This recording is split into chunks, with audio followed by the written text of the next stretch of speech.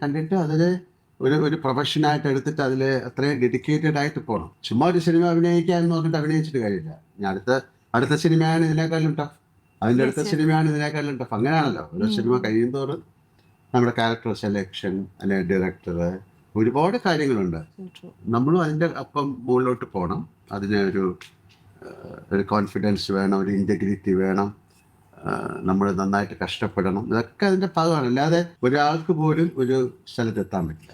ഒരു ഗെയിം പോലെ അല്ലേ, ഒരു ഷട്ടിൽ അല്ലെങ്കിൽ ഒരു ഫുട്ബോൾ അല്ലെങ്കിൽ ഒരു ഗോൾഫ്. അവർ എത്ര വർഷത്തെ പ്രാക്ടീസ് കൊണ്ടാണ് അവരങ്ങനത്തെ ഒരു കാര്യത്തിലേക്ക്. അപ്പോൾ ആക്ടിങ്ങിലും അങ്ങനെയാണ്. ഒരു നല്ല പാട്ടുകാരനായിട്ട് എത്ര വർഷം സാധകം ചെയ്തിട്ടില്ലേ, അത് തീരുന്നില്ല, വീണ്ടും അടുത്ത തലത്തിലേക്ക്. അത് ഈ സിനിമ എന്ന് പറയുന്നത് അങ്ങനെയാണ്. ആക്ടിങ് എന്ന് പറയുന്നത് നിങ്ങൾ അത്രയും സമയം ഡെഡിക്കേറ്റ് ചെയ്യണം. അപ്പം അതിനൊക്കെ തയ്യാറാണെങ്കിൽ ഇപ്പോൾ രണ്ടുപേരും, ഇദ്ദേഹത്തിൻ്റെ ആദ്യത്തെ സിനിമയാണ്, ആദ്യമായിട്ട് സിനിമയായിട്ട് വേണമെങ്കിൽ കാണാം. രണ്ടുപേരും ആ സിനിമ നന്നായിട്ട് ചെയ്തിട്ടുണ്ടെന്നാണ് ഞാൻ വിശ്വസിക്കുന്നത്. ഞാൻ കണ്ട സീനുകളൊക്കെ അങ്ങനെയായിരുന്നു.